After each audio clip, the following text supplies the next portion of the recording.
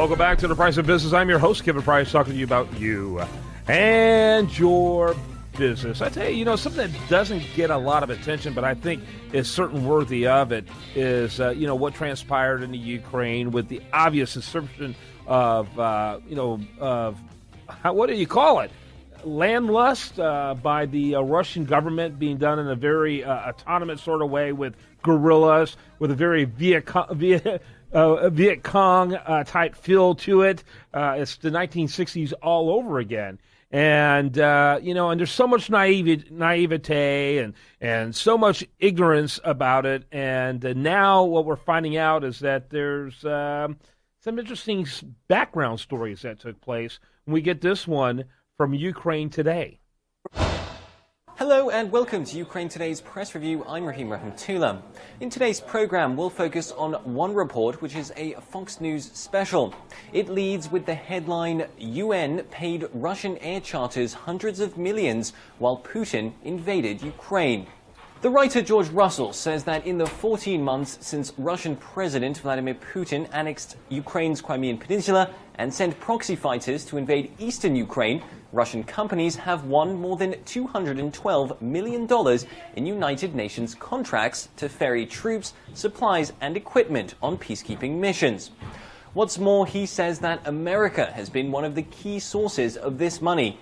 He writes, "The US pays 28.4% of all UN peacekeeping expenses, so the Obama administration's contribution to the Russian bottom line amounts to more than $60 million. Russell goes on to detail the UN procurement system, which he says favors a few firms and has kept US companies out in the cold. He says both UN officials and US diplomats now claim that the story is changing, albeit at a glacial pace that has allowed Russian firms to cash in handsomely, even as Putin has orchestrated his thinly disguised Ukrainian adventure. Russell says that one firm in particular, UT Air, has profited handsomely from UN peacekeeping contracts, winning a $43 million tender in March last year, as Russia's annexation of Crimea was formalized. He says UT Air continued to rake in loads of peacekeeping money even after Putin moved on Crimea. In all, according to UN records, the firm and its subsidiaries have won nearly $150 million worth of contracts since that time. So what can be done? Russell has comments from US United Nations official Isabel Coleman, who says member states are aware of the contradiction between money flowing to Russian firms on the one hand and international sanctions on Russia over aggression toward Ukraine on the other. But change will come slowly, and as Russell says, US Ambassador Coleman, for one, anticipates that there will be pushback from unnamed member states that stand to lose in the new arrangement.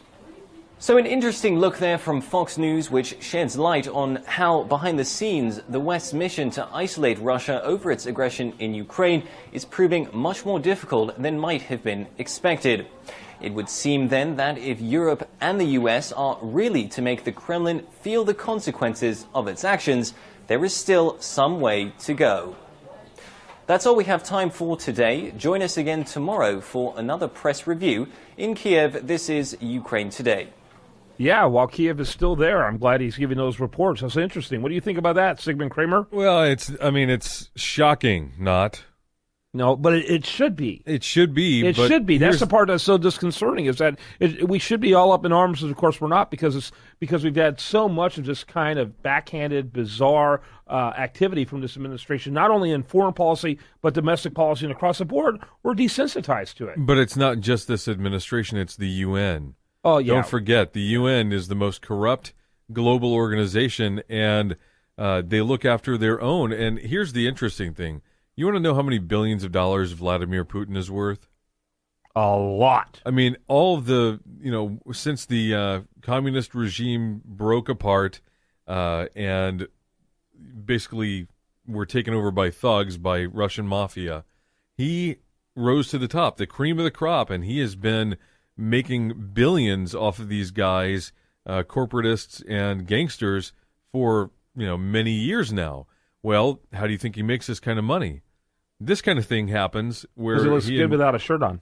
He invades Ukraine. That's what people say. And he's able to make money off of that. And by the way, he's making money from us. We're spending the money. We handle 25% of UN expenditures. Yeah. So UN would go out of business tomorrow if the U.S. had any intestinal fortitude. I personally think that it should. I think we should just disband the UN, or at least kick them out of America and let them stay in Geneva. Yeah. Somewhere where they would make a lot more sense. And we need to have no part of it because they're a corrupt, crooked organization, and they don't have people's best interests at heart. They certainly don't have the Ukrainians' best interests at heart. Yeah, if you really want to see how bad they are, all you have to do is see who's allowed to be in it. Who's not allowed to be in it? I mean, it's very few member states that are not in it. And again, I didn't see this on Fox News, so it makes me wonder how much play it's getting there. But I have certainly not seen this story anywhere else. Right, and you won't, because it doesn't make us look good. It doesn't make the UN look good. And sadly, it doesn't even make Putin look bad. I mean, it's just like he's a smart guy. I know he's making tons of money off of this, and he will continue to do so. He probably has more money than Bill Gates, tucked away somewhere. I would say that's probably true. And if he's ever out of money, he just goes clean out some coffer in a government treasury. Yeah, I mean, the Russian people aren't getting the money, so it's going somewhere. But there's a lot of corruption, there's a lot of greed, and look, it's not a whole lot different than the Iran situation. Think about that. We're wanting to somehow expect them to have good behavior, and we're gonna, but we're letting go of the sanctions, and there's always money involved, and that money is most likely changing hands in a very corrupt fashion. I don't see that this is going to be a whole lot different with Iran. I don't know why we think that Iran's, the situation with Iran is going to be any different than we can't even handle Vladimir Putin. How are we going to handle what's his name, Khomeini in Iran? This is ridiculous. Yeah, no question about it. No question about it.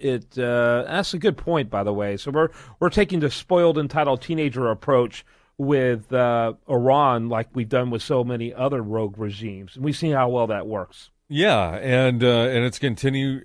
Basically, look, we got so many people on the left who are mad at Blackwater and the Bush administration and Cheney with Halliburton and everything for the way that they've been handling Afghanistan and Iraq, because it's been basically privatized war.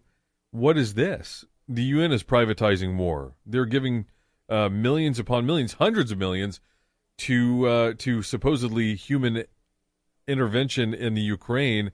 But we all know it's just a bunch of money changing hands between corrupt officials, corrupt business people, and corrupt political leaders. And the UN just needs to go.